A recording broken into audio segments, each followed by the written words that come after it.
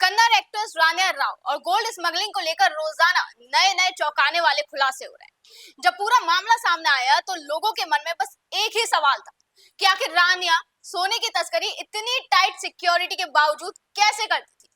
14.2 kilo gold smuggling में अभी भी कई सारे ऐसे राज दफन हैं जिनका खुलना बाकी है। हालांकि एक्ट्रेस ने खुद इस मामले में कई बड़े खुलासे किए हैं। कन्नड़ एक्ट्रेस रानिया राव ने डीआरआई की पूछताछ में कई बड़े खुलासे किए। अपने स्टेटमेंट में रानिया राव ने कहा है कि वो फोटोग्राफी और रियल एस्टेट बिजनेस के सिलसिले में यात्रा करती थी। उन्होंने बताया कि उन्होंने यूरोप, अमेरिका, अफ्रीका और मिडिल ईस्ट का कई बार दौरा किया। उन्होंने सोने की तस्करी के अपने घिनौने अपराध के बारे में बताया। तो चलिए आपको एक बार उनका पूरा बयान बता देती हूँ। उन्होंने कहा कि मुझे दुबई एयरपोर्ट के टर्मिनल 3 के गेट ए पर जाने का निर्देश दिया गया था। वहां से सोना लेने और उसे बेंगलुरु में डिलीवरी करने के लिए कहा गया था। ये पहली बार था जब मैंने दुबई से बेंगलुरु में सोने की तस्करी की। मैंने पहले कभी दुबई से सोना नहीं खरीदा। हालांकि रानिया ने उस शख्स की पहचान बताने से इनकार कर दिया जिसने उसे निर्देश दिया था। रानिया ने यह भी बताया कि उसने सोशल मीडिया प्लेटफॉर्म यूट्यूब से सोना छुपाना सीखा था। डीआरआई की पूछताछ में खुलासा करते हुए रानिया ने कहा कि कॉल करने वाले का लहजा अफ्रीकी अमेरिकी था। उसने मुझे बताया कि वो दुबई सफेद गाउन में एयरपोर्ट पर मिलेगा।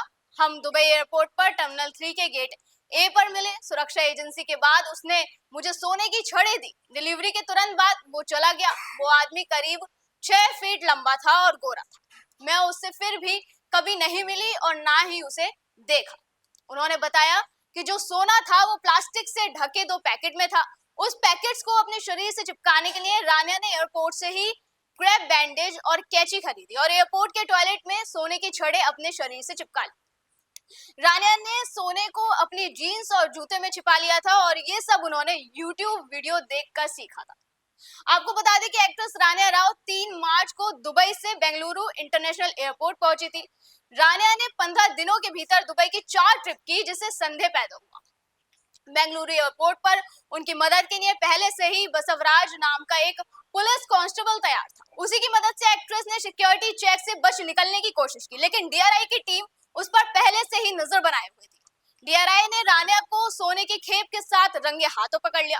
फिलहाल इस मामले में रानिया राव की जमानत याचिका पर सुनवाई करते हुए बेंगलुरु की एक अदालत ने अपना फैसला सुरक्षित रख लिया है। अब अदालत इस मामले में 14 मार्च को अपना फैसला सुनाएगी। फिलहाल आज की वीडियो में बस इतना ही। अगली बार आपसे फिर मुलाकात होगी। आप देखते रहें DNP इंडिया। नमस्कार।